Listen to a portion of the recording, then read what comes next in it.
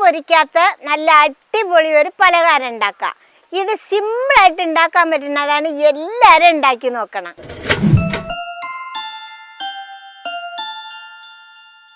അതിനു വേണ്ടി ഞാനിവിടെ ഒരു 250 ഗ്രാം കോഴി ഇറച്ചിയെടുത്ത് വേവിച്ച് വെച്ചിട്ടുണ്ട്. നമുക്കിനി വേവിച്ച ഇറച്ചീനെ കൈ കൊണ്ട് ഇതേപോലെ നമുക്ക് പൊടിച്ചെടുക്കാം. കണ്ടില്ലേ? ഇത് മിക്സിയിൽ വെച്ചും ചിലവർ പൊടിച്ചെടുക്കും. മിക്സിയിൽ വെച്ച് പൊടിച്ചെടുത്താൽ എന്തുണ്ട് വെച്ചിട്ടാ നമ്മൾ കഴിക്കുമ്പോൾ ഇറച്ചി കടിക്കാൻ കിട്ടത്തില്ല. ഇത് കൈ കൊണ്ടാവുമ്പോൾ നന്നായിട്ട് ഓരോരോ കഷ്ണം നമുക്ക് കടിക്കാനും കിട്ടും. കണ്ടില്ലേ? ഇതേപോലെ നമുക്ക് എല്ലാതും പൊടിച്ചെടുക്കാം. ഇത് കണ്ടില്ലേ മക്കളെ? ഇതേപോലെ ആക്കി വെച്ചിട്ടുണ്ട്.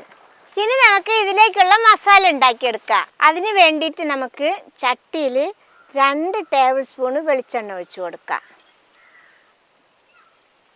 എണ്ണ ഒന്ന് ചൂടായി വന്നാൽ ഞാനിവിടെ മീഡിയം സൈസിൽ 2 വലിയ ഉള്ളി ചെറുതായിട്ട് അരിഞ്ഞു വെച്ചിട്ടുണ്ട്. അത് ഇട്ട് കൊടുക്കാം.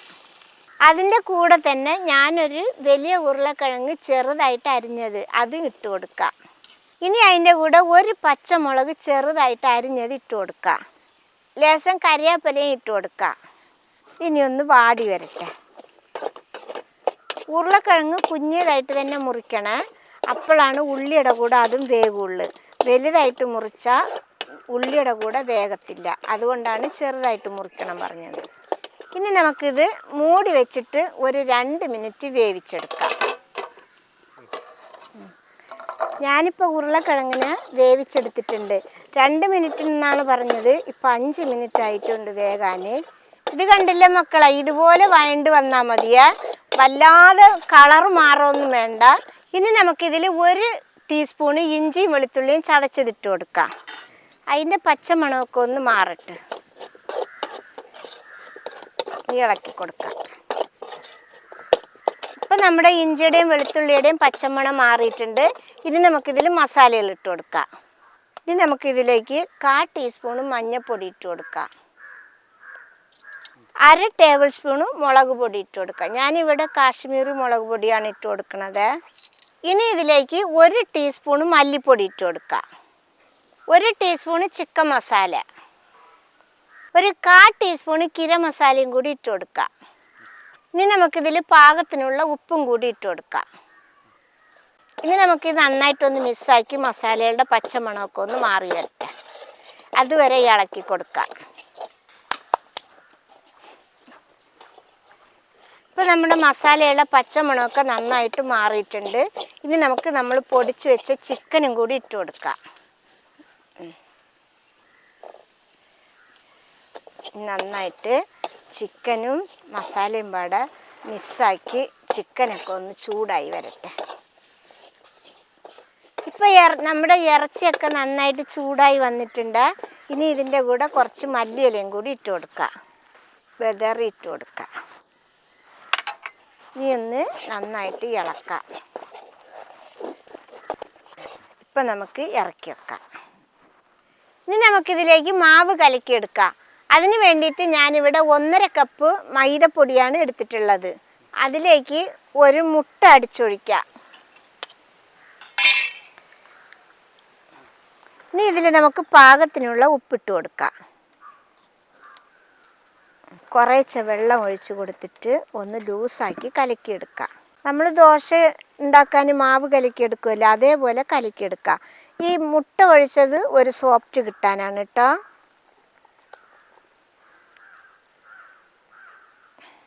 ഇത് കണ്ടില്ലേ? ഇതേപോലെ നന്നായിട്ട് കലക്കി എടുക്കാം. ഇനി നമുക്ക് ഈ മാവ് കൊണ്ട് നല്ല നൈസ് ദോശകൾ ഉണ്ടാക്കി എടുക്കാം. ചട്ടി ചൂടായിട്ടുണ്ട്. നമുക്കിനി ഇതിൽ ഒഴിച്ചു കൊടുക്കാം.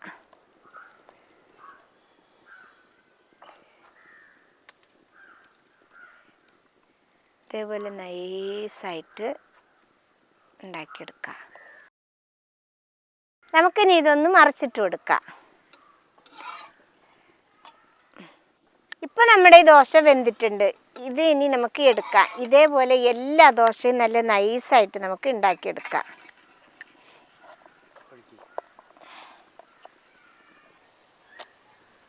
അങ്ങനെ നമ്മുടെ ദോശയും മസാലയൊക്കെ സെറ്റായിട്ടുണ്ട്. ഇനി നമുക്കിത് കൊണ്ട് പലഹാരം ഉണ്ടാക്കിയെടുക്കാം. നമുക്ക് ഇതിൽ നിന്നൊരു ദോശ എടുത്ത് ഇങ്ങനെ വെക്കാം. വെച്ചിട്ട് ചെറുതായിട്ടൊന്ന് കീറി കൊടുക്കുക. പകുതിയിൽ നിന്ന് അവിടെ നിന്നാണ് കീറുക കേട്ടോ. ഇനി നമുക്കിതിൽ കുറച്ച് മസാല വെച്ച് കൊടുക്കാം. മസാല വെക്കുമ്പോൾ വല്ലാതെ തെല്ലത്ത് വെച്ച് കൊടുക്കരുത്. ഇനി നമുക്കിതിൻ്റെ മേലെ 2 കഷ്ണം ചീസ് ഇട്ട് കൊടുക്കാം. മുസല്ല ചീസാണ് ഞാൻ ഇട്ടിക്കണത്. ഇനി നമുക്കിങ്ങനെ വെച്ചിട്ട് ഇതിങ്ങനെ മറിച്ച് ഇങ്ങനെ വെച്ച് കൊടുക്കണം. ഇങ്ങനെ വെച്ചിട്ട് ഇനി ഈ ഭാഗം എടുത്ത് ഇങ്ങനെ വെക്കുക. ഇനി നമുക്ക് ഈ മടക്കിയ ഭാഗം മേലെ വരുന്ന രീതിക്ക് എടുത്ത് വെക്കണം. അങ്ങനെ എല്ലാതും നമ്മൾ മടക്കി എടുത്തിട്ടുണ്ട്. ഇനി നമുക്ക് ഈ ചട്ടിയിൽ വെച്ചിട്ടൊന്ന് ചൂടാക്കി എടുക്കണം. ഈ ചട്ടിയിൽ ലേശം എണ്ണ തേച്ച് കൊടുക്കാം.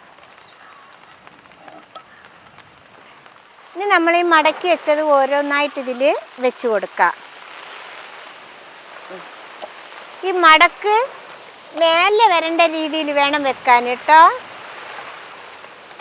നമുക്ക് ഇനി ഇതിൻ്റെ മേലെയും കുറച്ച് എണ്ണ തേച്ച് കൊടുക്കാം. നമുക്കൊരു സ്ലൈസ് ആയിട്ടുള്ള ഒരു ചീസ് ഇതിൻ്റെ മേലെ ഇങ്ങനെ വെച്ച് കൊടുക്കാം.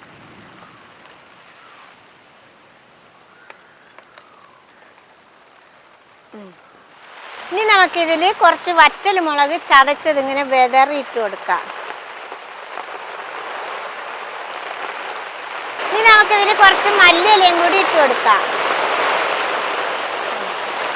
ഇനി നമുക്കിതൊന്ന് മൂടി വെച്ച് ചീസൊക്കെ ഒന്ന് ഉരുകി വരുന്നത് വരെ വേവിച്ചെടുക്കാം. മക്കളെ, നമ്മുടെ ചീസൊക്കെ നന്നായിട്ട് ഉരുകി വന്നിട്ടുണ്ട്. ഇനി നമുക്കൊന്ന് ഇറക്കി വെക്കാം. ഇനി നമുക്കിതിൽ ഒരെണ്ണം എടുക്കാം. ചീസൊക്കെ ഉരുകി വന്നിട്ടുണ്ട്. കണ്ടില്ലേ മക്കളെ, നല്ല അടിപൊളിയായിട്ട് വന്നിട്ടുണ്ട്. ഇത് കണ്ടില്ലേ, എല്ലാ ഭാഗവും നല്ലപോലെ വെന്ത് ചീസൊക്കെ നല്ല ഉരുകി സൂപ്പറായിട്ട് വന്നിട്ടുണ്ട്. ഇത് സിമ്പിളായിട്ട് ഉണ്ടാക്കാൻ പറ്റുന്നതാണ്. എല്ലാവരും ഉണ്ടാക്കി നോക്കണം. ഇഷ്ടപ്പെട്ടാൽ സബ്സ്ക്രൈബ് ചെയ്യുക, ലൈക്ക് ചെയ്യുക, കമൻറ്റ് ചെയ്യുക, ഷെയർ ചെയ്യുക, ഫോളോ ചെയ്യാനും കൂടി മറക്കരുതേ മക്കളെ.